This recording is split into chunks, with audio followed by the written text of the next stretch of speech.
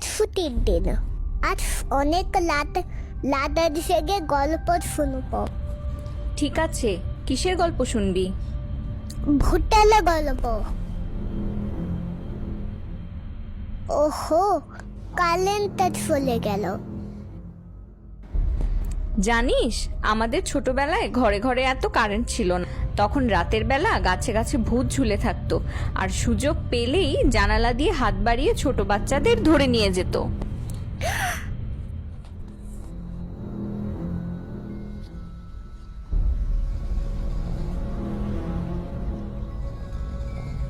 বলে বাবালে, আমাকে কে চেপে ধরলো? নিশ্চয়ই ভূত আমাকে ধরতে এসেছে। কি করলি?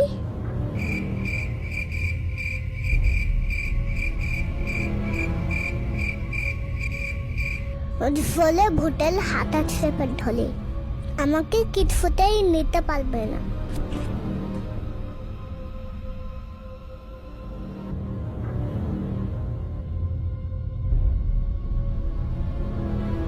ছোট্টু, আমার হাতটা ছাড়, ব্যথা পাচ্ছি।